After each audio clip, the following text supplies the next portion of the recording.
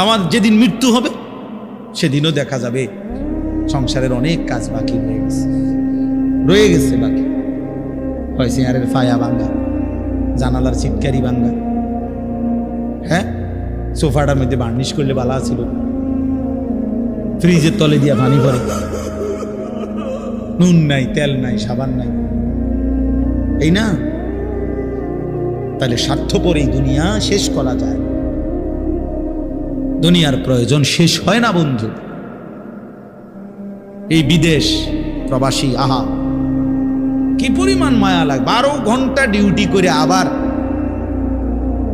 আরো 6 ঘন্টা আরেক কোম্পানির স্যার কি করে 18 ঘন্টা, কেউ কেউ আর থাকে 6 ঘন্টা। এই 6 ঘন্টার মধ্যে বিশ্রাম কখন? নিজের জামাগুলা নিজে ধোয়, নিজের রান্নাটা নিজে করে। প্রবাসীগুলো বিদেশে থাকে, যে আমি তো সৌদি আরবে অনেক দূর দূর ছেলেদের কাছে গেছি, ওরা দম করে খুব মহব্বত করে।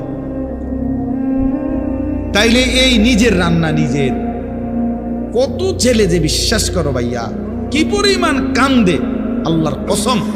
এটা যদি আমি দেখাইতে পারতাম এখান থেকে, এটা বিদেশ অনেক কষ্ট। এই কথাটা কইলে তুমি বুঝতে না ভাইয়া, অনেক কষ্ট। এটা কইলে তুমি বুঝতে না, এটা কইতে তো 1 মিনিট লাগছে, আর অনেক কষ্ট। তো বাস্তবতা হলো তার চাইতে অনেক বেশি কষ্ট।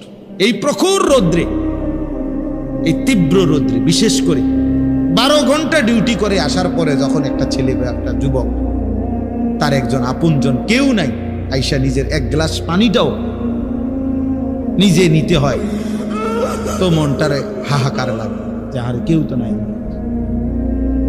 অথচ 28 বছর বিদেশ করতেছে। এক ছেলে দেখা হইলো লাস্টের দিকে, ওই আমার দেখে জড়াই ধরে কাঁদতেছে। আমি বললাম, বাবা তুমি আজ কতদিন হয়েছে আইসো? কয় হুজুর 3 বছর। এই শেষ আমার যে ছেলেটা খেজুর আইনা দিছে মদিনায়, ও ছেলেটা বলতেছে হুজুর আজ 3 বছর হয়েছে বাড়ি থেকে আসছি, একবারও যাই নাই। আমি যাইবা কখন? কয় হুজুর একটা আইডিয়া করছি যে যে ঋণগুলো করছি আরো 3 বছর যদি বিদেশ করি তাহলে ঋণগুলো শেষ হবে, তো আশা আছে হুজুর এরপরে যাবো। এই কদ্দুর অল্প বয়সী ছেলে। হ্যাঁ ভাইয়া, এই জন্য সে যাইয়া হয়তো অনেক দুঃখের কথা বলে না বাড়িতে, যে মা কানবো, বাপে কানবে, বা বউ বাচ্চারা কানবো। এই জন্য অনেকে অনেক নিজের দুঃখের কথা বলে না, কষ্টের কথা নিজেই হজম করে পড়ে থাকে।